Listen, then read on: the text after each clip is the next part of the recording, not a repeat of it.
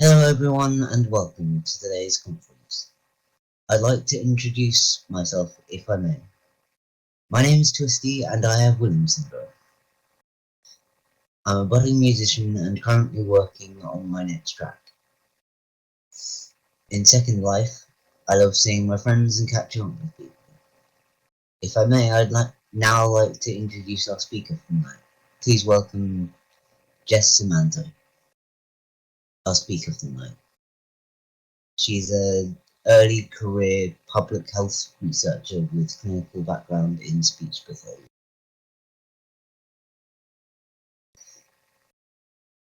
Where is this?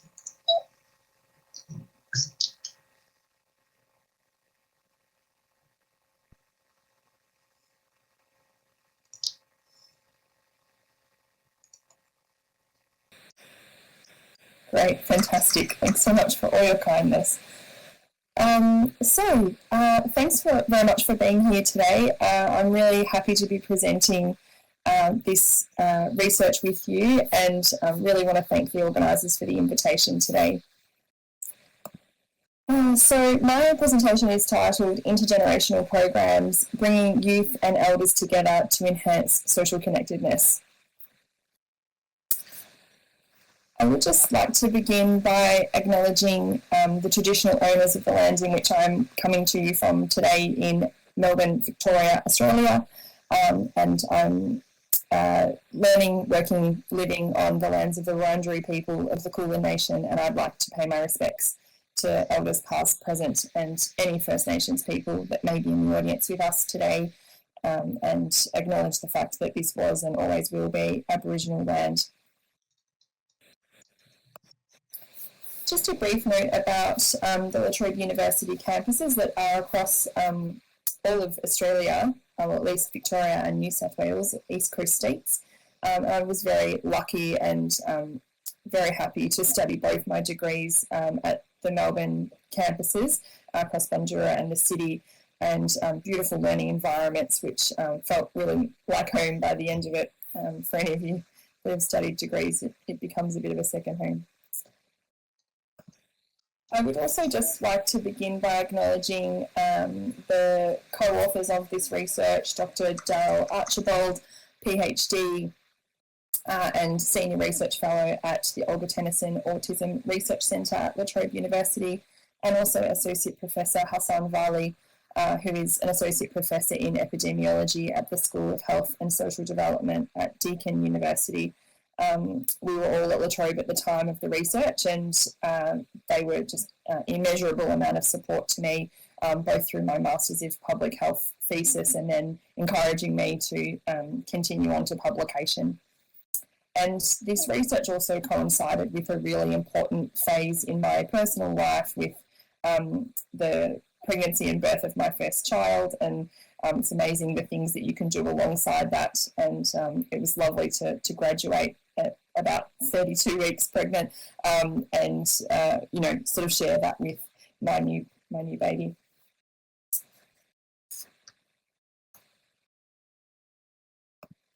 And so, like I mentioned, a little bit more about me.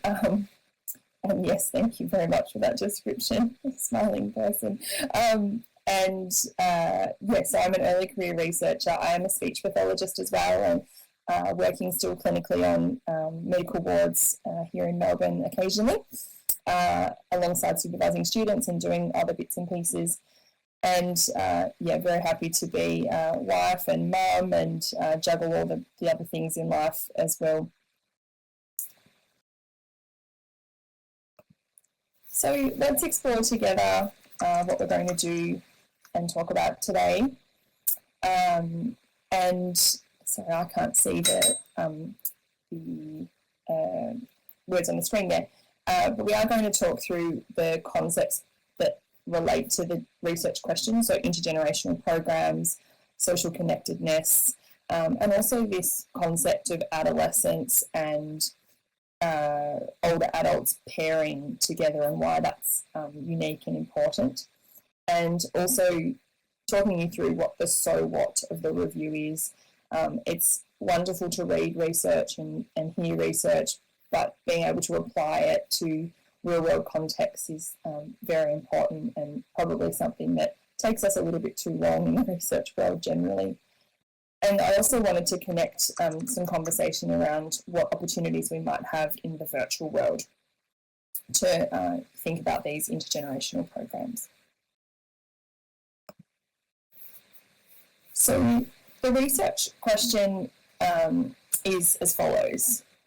Which circumstances promote social connectedness in older adults participating in intergenerational programs with adolescents?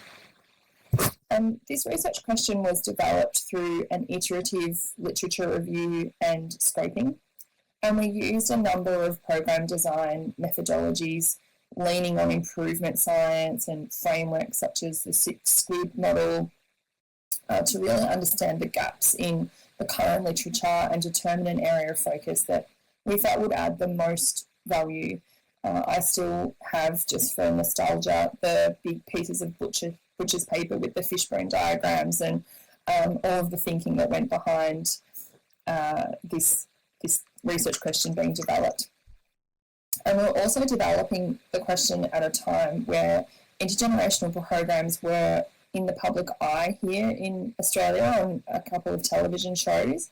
But at that time, the shows were focused on preschoolers and older adults being paired together in intergenerational programs. And so from what we could see in the literature, what we knew from real-world context and public health interventions, there was a gap in the literature around adolescents and older adults and their pairing in an intergenerational program.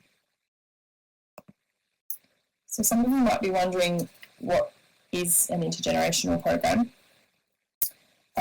And something that I certainly have learnt lots about in the last few years, but it is a program where 2 generations experience mutual benefit through shared experiences and a known mechanism for improving social connectedness.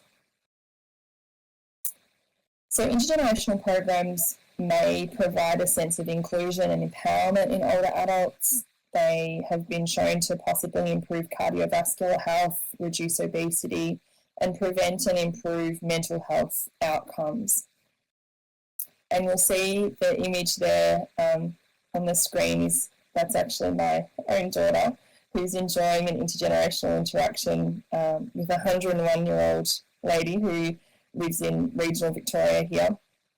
And it must be genetic in our family because my cousin actually has set up this wonderful, in fact, multi-generational group in her local community where residents of an aged care facility and then children from a local high school, primary school, and also preschoolers from across the community joined together in a weekly play group. And this front page story was a teddy bear's picnic that we went along to as well. And young Penelope there, despite not being a local, made the front page. So that was quite lovely. But yeah, there's intergenerational programs happening all across the world and with all sorts of focus. The second concept is really to understand what social disconnectedness or connectedness means and why it matters. And the research is telling us now that social disconnectedness, loneliness, social isolation, which I heard a little bit of the previous presenters talking about loneliness too, can be as damaging to health and well-being as smoking and obesity has been found to be. And it may result in reduced life expectancy. There's a couple of key studies that talked about up to 6-fold differences in life expectancy where older adults have good social connections versus not, or have social connectedness versus not. And so poor health due to acute or chronic conditions, cognitive decline, frailty can also influence a person's ability to interact in the community, to complete their community and personal ADLs, activities of daily living. And so then we get this cycle of impact where it's difficult to participate, so therefore we get socially disconnected, and then because we're socially disconnected, sometimes chronic issues can become more profound. But we know that older adults who yet do remain socially connected do have lower rates of mental and chronic illness. And so it's really important from a social and public health perspective to address social disconnectedness, and certainly those of us working in the clinical environment are seeing loneliness pop up in the emergency department as a sole reason for presentation, and that's something that I hope that we can improve over time. So this pairing between adolescents and older adults is deliberate, in that Erikson's theory of psychosocial development tells us that adolescents and older adults are both facing a period in their psychosocial development that focuses on identity. And so adolescents are emerging from childhood. They're looking to their peers to fit in and to understand society through the eyes of others. Older adults are usually recently retired, are trying to maintain their identity and have a really strong desire to remain what they feel is useful in society. So there's this motivation to pass on wisdom to the next generation, and we term that generativity. And that's really important for the well-being of older adults as well as our broader social health outcomes. And so intergenerational interactions, either through family or in a program context like what we studied, support the development of generativity. And it was clear from the research reviews at the time, and the reason why we chose this pairing is that the likely benefits of this particular generational pairing was yet to be reviewed. So this is, to our knowledge at the time, was the first review undertaken using these two groups. So the design of the research was a realist review. A realist review provides a framework for understanding complex interventions and why they deliver the outcomes they do. And you can see with the image there on the screen that there's a number of steps, but these are not a linear process. So you can go back and forth and develop theories and then test them against other evidence and go round and round and round until you get to the solid theory that feels evidence-based and right. And so the theory refinement does occur as stages progress. It's a really lovely way to do research, and for someone such as myself who's had a background in improvement science in healthcare, it was really nice to, I guess, go on that improvement to research continuum where we were testing theories, exploring why they might work, and then thinking about how we would implement them in a real-world context. So I really enjoyed the process, funnily enough. And a realist review is different to a systematic review, which tells us whether something is effective or not. So a realist review is really focusing on why something is effective or why not, and under which circumstances and for whom. And this then moves us through creating a context, mechanism, outcome configuration, which I'll talk to in a moment. It's a whole other language to learn. So the methodology was to identify and review studies and then develop a priori theories, as I've mentioned, so that iterative theory development, and then refining those theories based on evidence. We developed the theories into context, mechanism, outcome configurations, or CMOC for short, and these were 8 circumstances in the end that were determined to be ideal for the delivery of intergenerational programs to older adults where adolescents are involved. And the CMOC ended up covering 4 main themes: psychosocial and mental health, physical and cognitive health, program design and structure, and community engagement and social capital.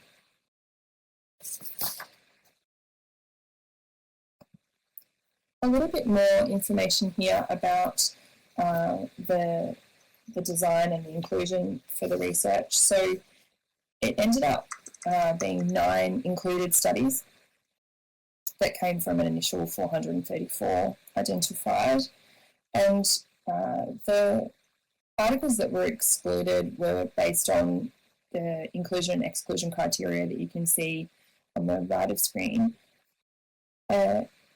It's important to note that in a realist review, we don't discard evidence based on only quality. We look at its contribution to the theory and its contribution to us answering the question of in which circumstances does this intervention or thought work or not.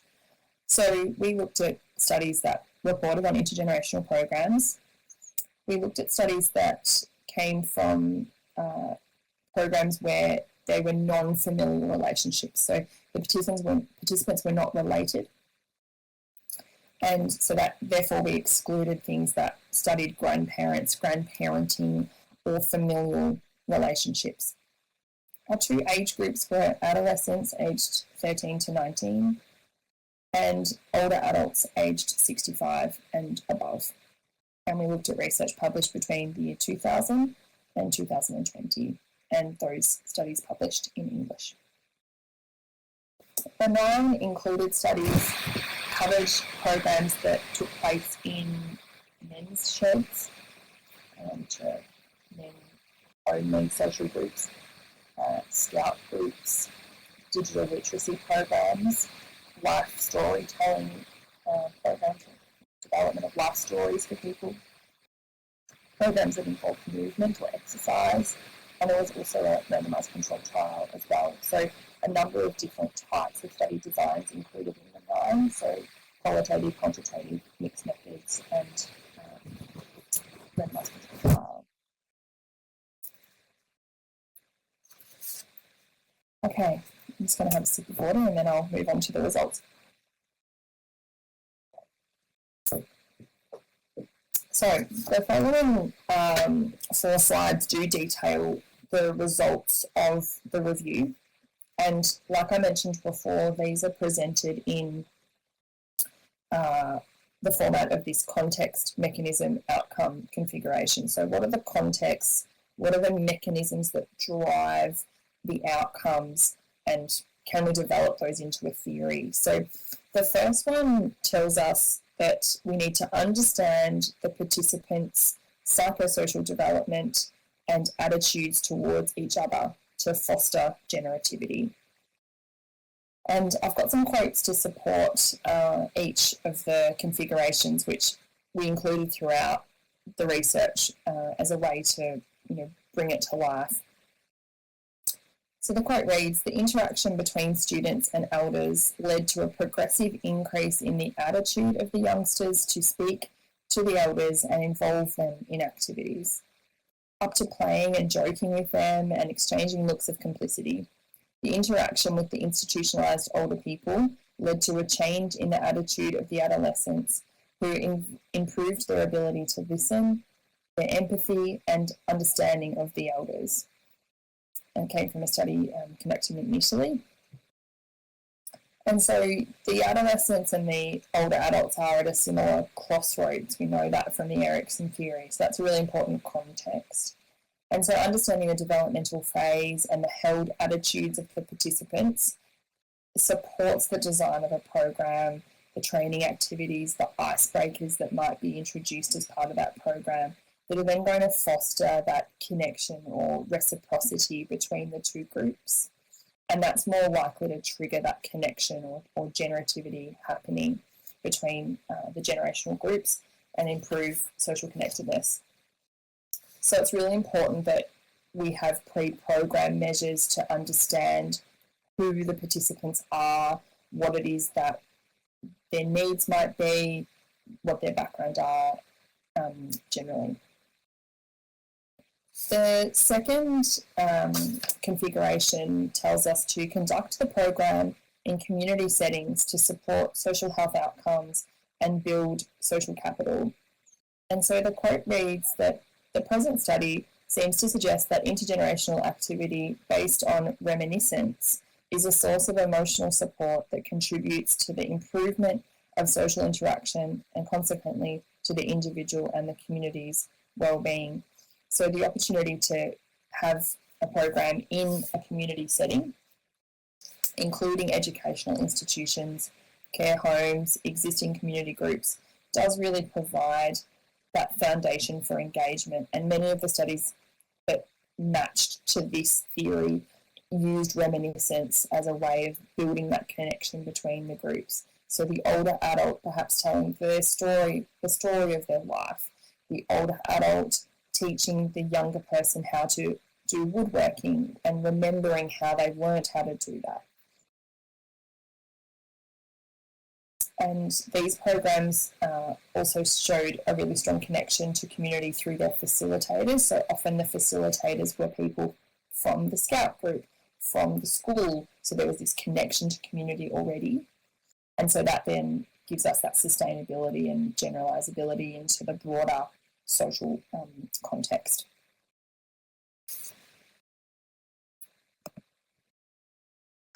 The third configuration tells us, just as we've mentioned there, to include a trained facilitator to promote program participation. So you can see how the theories do start to build on each other. And the inclusion of a program facilitator was an overwhelming factor that really did drive improved outcomes in these programs. And it was mainly because it gives the participants a way of breaking the ice with each other. There's a person connecting them when they are not sure how to connect themselves, and they do that through program training or opportunities such as morning tea. And we'll talk about the importance of cake as we get through this presentation. I promise there's a thread.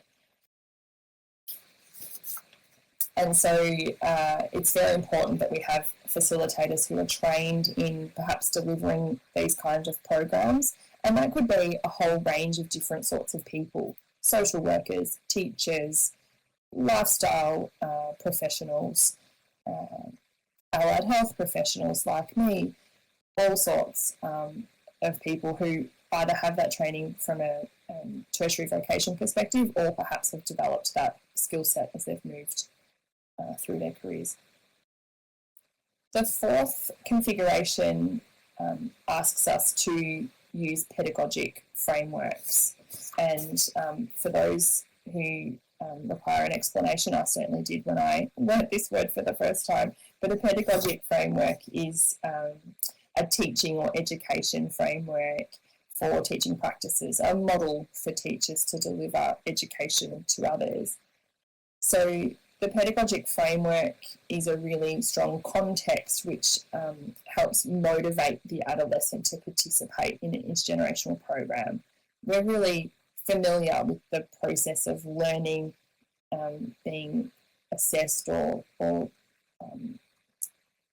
looked at in a particular way and then getting a result. And so that framework of teaching is familiar to many of us. And similarly, the older adult is motivated to transfer skills and wisdom down to the adolescent so that they can achieve that goal. So then we get social connectedness being built. We get a change in attitude between the two groups over time.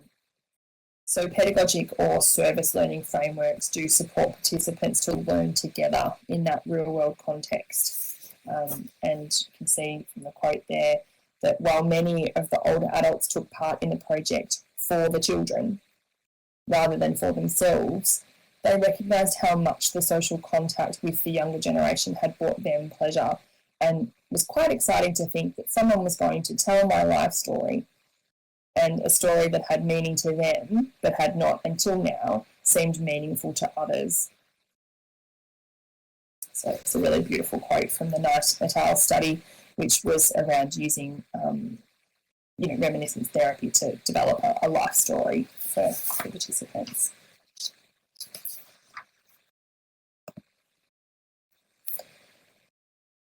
So the fifth configuration is telling us to identify shared goals. So we've talked a little bit about this already between program participants that really build on that reciprocity and support program engagement.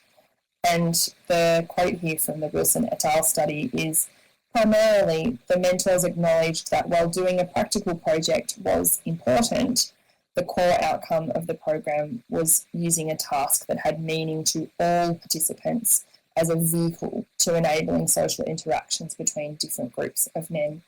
And this study participants were older adults in a men's shed alongside adolescents with intellectual disability. And there were two Wilson studies, both in men's sheds. One of the adolescent groups were those with intellectual disabilities and the other were at-risk youth, so two very vulnerable groups. And their shared goal was often something like a woodworking project where everyone was teaching and learning as they went through the time together. So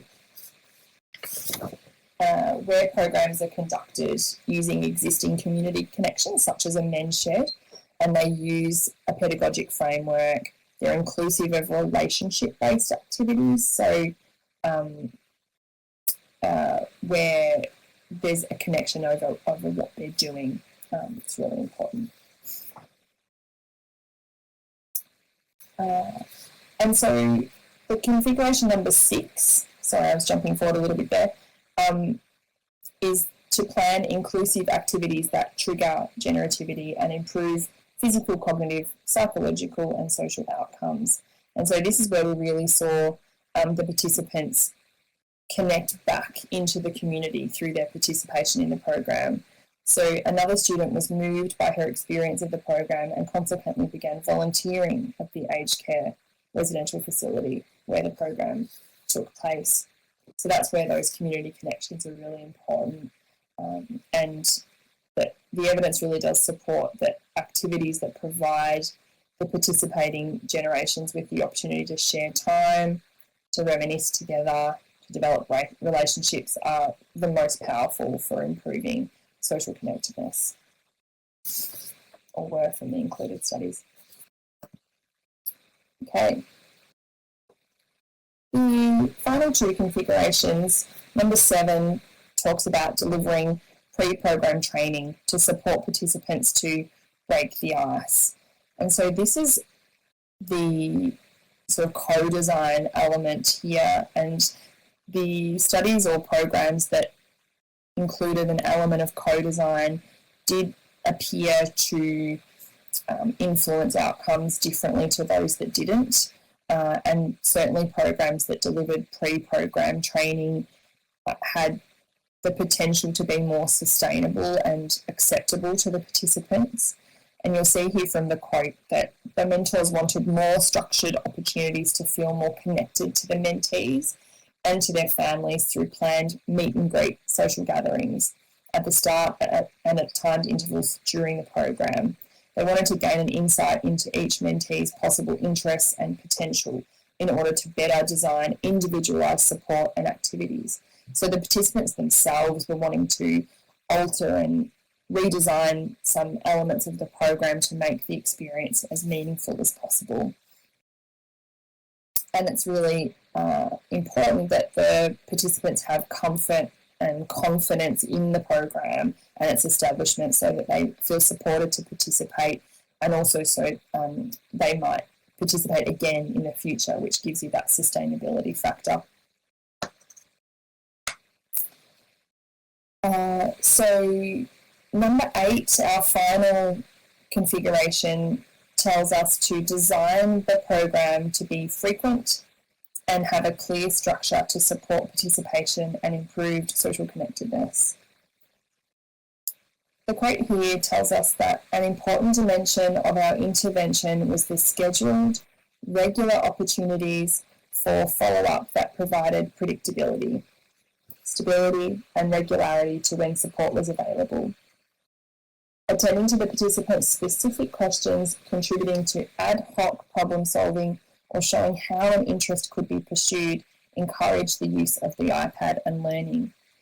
So this study looked at a digital literacy program where adolescents supported older adults in a residential aged care facility to use iPads, by which they could connect to family and they could connect to knowing what the weather was and all sorts of different programs. And that regular and frequent interaction was really important for problem solving in that context, so that the older adult participant wasn't feeling frustrated for too long around not being able to navigate a particular element of the iPad.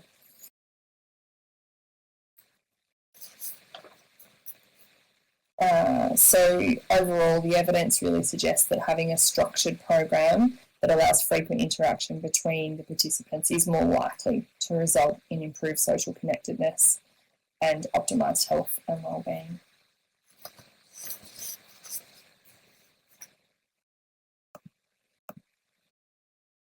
Okay. This is the slide I'm most excited about. You'll see, if any of you have pulled up the paper that we've published, which is on open access, I should have mentioned, it's freely available, is that the cake logic model didn't make it into the BMJ. It was perhaps a little bit too fun, and so I've saved it for when I hoped to eventually have the opportunity to present this research to groups such as yours. The logic model, as I mentioned, was designed as a cake to be a little bit of a fun way of describing the context mechanism outcome configurations in a easy to understand succinct way. And you've heard from when I talked about the configurations earlier around this important concept of breaking bread together or sharing a morning tea or afternoon tea as part of that connection for participants in the beginning of the program. And as I was thinking about how I would design the logic model, it made sense to me that a layered cake was perhaps the only way to describe what was going on here and how we might apply this to the real world. So when we look at the picture here, I'll describe it the best I can. So the plate or the platter or whatever you prefer to serve your cake on is the context. So these are the key contexts that we need to hopefully deliver a successful intergenerational program that involves older adults and adolescents. So we need to understand the psychosocial phase.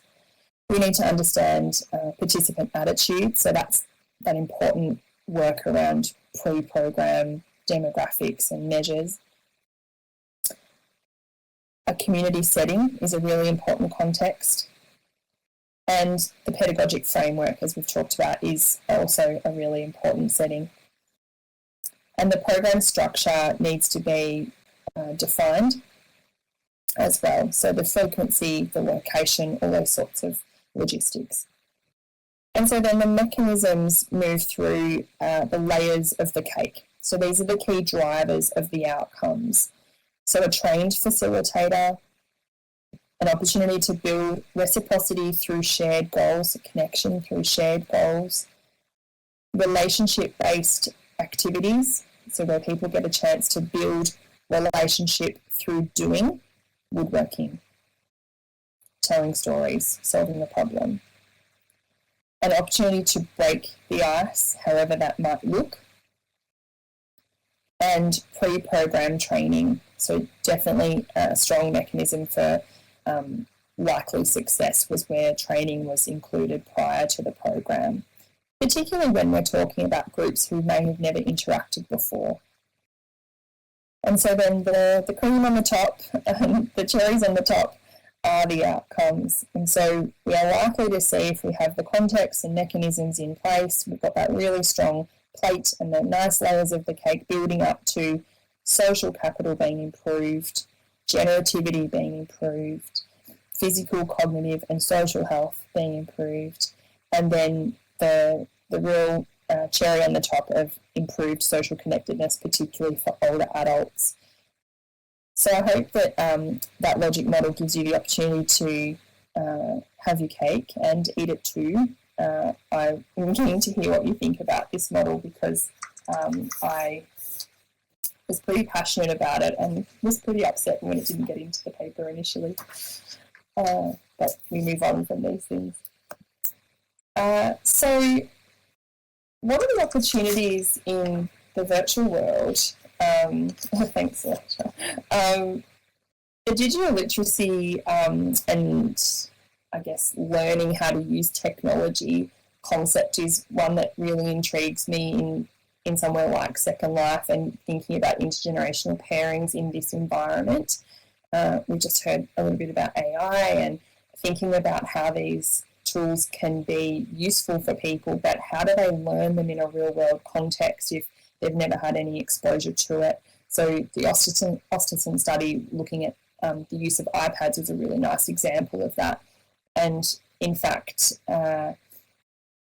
the original thought behind this study, or how it kind of came to be in my master's research, was that a local municipality here in Victoria was looking to start a digital literacy program, and that's kind of how the idea came to be. And we hope that if this evolves into a PhD, which is the intention, is that we will test some sort of digital literacy program using this intergenerational pairing.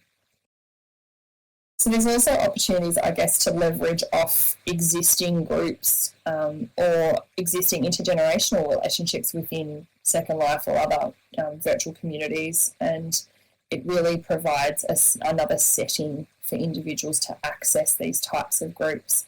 I'm really excited about the potential collaborations with an environment such as this. And my co-author, Associate Professor Varley, and his colleague Jodie McVernon actually wrote an article on disease modelling using World of Warcraft. I think some of you might have seen that article. I've got the link there in the chat. But it was really interesting to think about how virtual worlds could be used to model or test some of these interventions, with a dual benefit of the participants within the virtual worlds being able to participate in these programs, but also being able to take learnings out into the non-virtual world. So my call to action here is really for us to all think about how can we include an intergenerational element into some of the groups that may already exist within our communities? Who can facilitate these groups? I mentioned a number of different types of people that might be able to do that earlier. And does this environment provide an opportunity where people can meet regularly in the same place and do activities together? To me, it seems the perfect community context. So I wanted to share in conclusion that this review has provided a logic model that's ready to be used in the design and implementation of community-based intergenerational interventions. Literature has supported the use of intergenerational programs, in particular those with a social health focus, to counter loneliness, to influence age-related health outcomes, and reduce costs associated with the increased care needs as people age. The review also provides support for the inclusion of intergenerational programs into school curriculums. And I must say that's probably my biggest goal with this work, is to have it embedded within school curriculums or community program design, that it's just part and parcel of what municipalities deliver to their community. It's part and parcel of what students do as they move through particular points in their education, that we connect them to other parts of the community and to different generations. So future research will really be focused on using the program theory as articulated within the logic model to design programs, and then test these with key stakeholders. We do need to do a lot more testing as to whether or not this logic model is in fact as effective as what the evidence suggests it might be. and understand really what works for who and in what circumstances. So the opportunity to test that in multiple different places is going to be really important. And I've got some key references on the screen there, but they are all available in the paper. These are the 9 studies that were included in the review. So they're the top 9. And I will thank you all, and can't believe that 45 minutes has just flown by, and open up opportunity for any questions. Well, first I'd like to recommend that our audience click that red box that's down by the front of the podium there, because that's where the references are listed if you want those. And let's see, I'm going to read some of these questions here. Shay says to please preface the chat questions with Q or a question mark. That's very good to do that. Luke has a question. Human relationships are naturally rich and messy, full of rounded relationships, include the good and the bad and everything in between, including disagreements, bad moods, shouting matches, and power plays, and very importantly, the resolution and problem solving of such tricky situations. Do intergenerational programs allow for the full range of interaction to naturally take place, or are they mediated for positive effect and affect only? And if they are skewed that way, possibly for safety, it would affect the results and implications in any study. How does the intergenerational program field of study handle this factor? Thank you, Ruth. That's a really insightful question, and I'll try my best to answer it in part.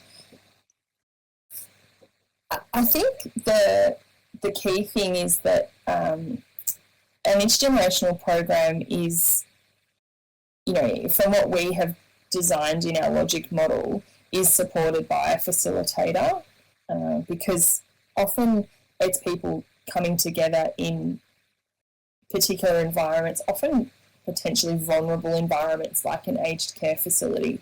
And so I note your comment there around that skewing for safety potentially. There was, in one of the studies, some commentary from the parents of participating adolescents, that they were concerned around the adolescents being exposed to older adults becoming unwell and potentially dying, and that they were anxious about their children participating in that. And also there was feedback from some of the older participants in one of the studies that the students would come into their home, into the aged care facility, and be a bit loud or, less than favourable in their behaviour. And so that was where the facilitator really did have a role in making sure that there was that shared understanding from the beginning. So I agree with you that it does have to account for that messiness of human interaction, but that's where that pre-program training is really important, and the setting the agenda of what this group or program is about. I hope that answers some of your question. Lily had a follow-on comment that I think makes sense, that you have to let kids be kids and mess up. And I wanted to tell you that I'm a former Girl Scout leader. I know how impactful youth elder cooperative projects can be, but I want to know what are the best, and I probably mean most effective, age ranges for youth and for the elders in those kinds of projects, because I don't think our very youngest kids would work well with our very oldest elders, or maybe they would. Yeah, and so I won't pretend to know the long list of research evidence to support this, but I think the the evidence is very visible in the sense of, like, even the picture I shared before, that person was 101 and was interacting with my 2-year-old. Could they have sat and done an activity together? I think they could have. Yeah, I really think they could have. And we see that in many intergenerational programs happening all around the place. But the important factor is, again, that facilitator. So someone who's facilitating the activity, setting up the activity, encouraging people to participate, someone who knows both groups really well. And obviously there will be activities that are not age appropriate, but on the whole, as long as we've got that preparation time and we have the facilitator in place, then there really should be no stopping it. And I agree with what you're saying about kids being kids, and that's part of it. A part of these programs, and particularly this adolescent and older adult pairing, is to look at whether or not that connection actually helps mentor and guide adolescents, particularly if they don't have strong adult figures in their lives, they haven't had grandparents in their lives. That's where it can become really important.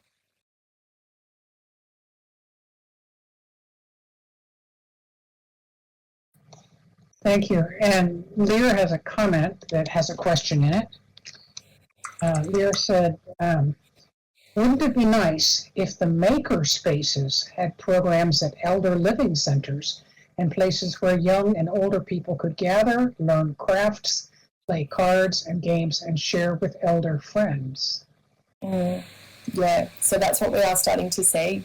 Residential aged care facilities are embracing intergenerational programs. Sure, guys, it's a discussion right now. Lifestyle. Oh, sorry.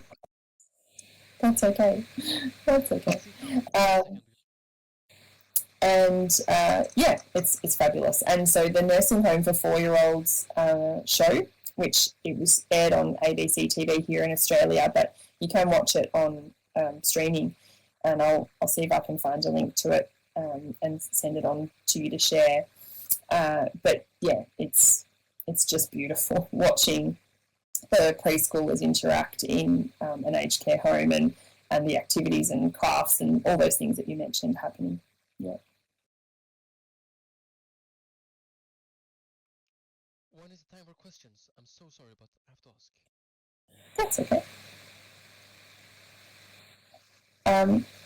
I can see there's a question there around ageism cutting both ways. And yeah, we did see in some of the studies they did measure the change in stereotypical attitudes from the perspective of the adolescent and also from the perspective of the older adult. So yeah, absolutely, that's a potential outcome, that the older adults were also surprised at what they could learn from younger people, or how they could build really strong relationships with these youth as well. And you may want to know, Jess, Amaris Pop is our next presenter, and he is an older gentleman who does peer support for elderly. So I think that might explain why he's really interested in that. And Daniel is asking, can someone explain how ageism is and which it is? I'm not sure what that is, what that question means. Yeah, I'm not sure either. Maybe define ageism? Yeah. Can that person clarify the question for us?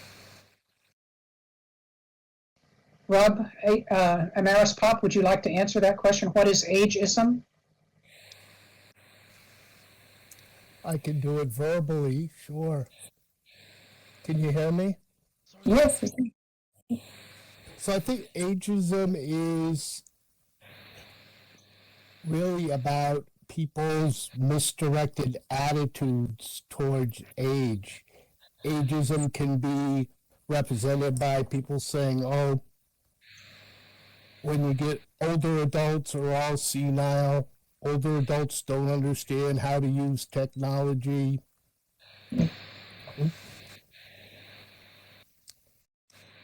Yeah, absolutely. And a couple of people are adding to the chat there too. And yeah, so it is that discrimination based on age. And I think, sorry, I just thought there was something more to the question. Yeah, and equally, we can, exactly, as people are saying that people think that younger adults are rude and all those sorts of things, and they were pleasantly surprised throughout the studies that were included.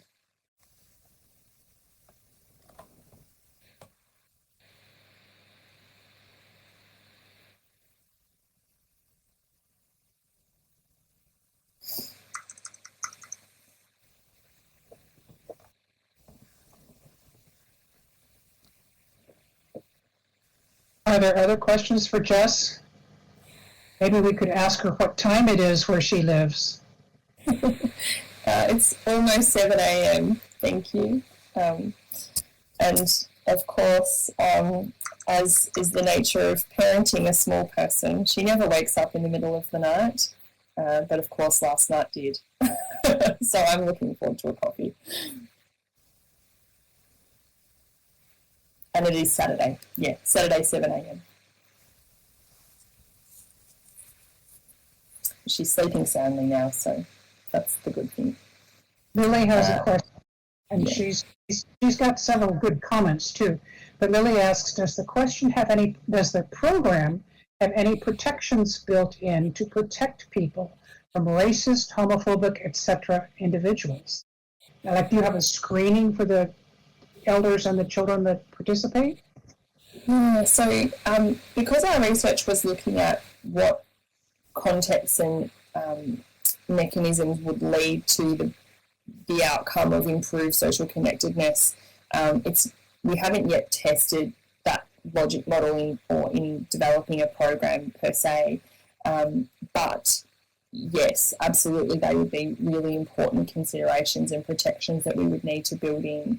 And that, again, is around that pre-program planning, the facilitator being part of it, the structure being really set in order to protect the safety of people that are participating. Definitely we would need to have working with children checks. That's a check that we have here in Australia, where people are screened for any risk to child safety. All of those things would need to be in place as part of the program, the program design.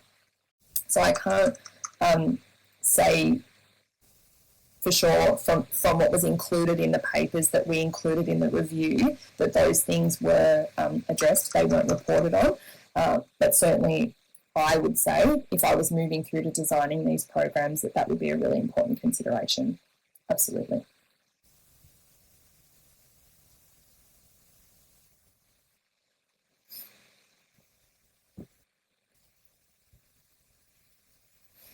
I'm not seeing any other questions. I don't think I've missed anything. So let's give Jess a round of applause for her great presentation and her patience, and then we can take a break while Rob gets ready. Don't forget to click that red box that reference there. Thank you so much. It's been such a pleasure to work with you all in preparing for this presentation and to be here today. And I'm so thrilled that everything worked. I got standing in the right spot. So have a great rest of your conference and, please take care.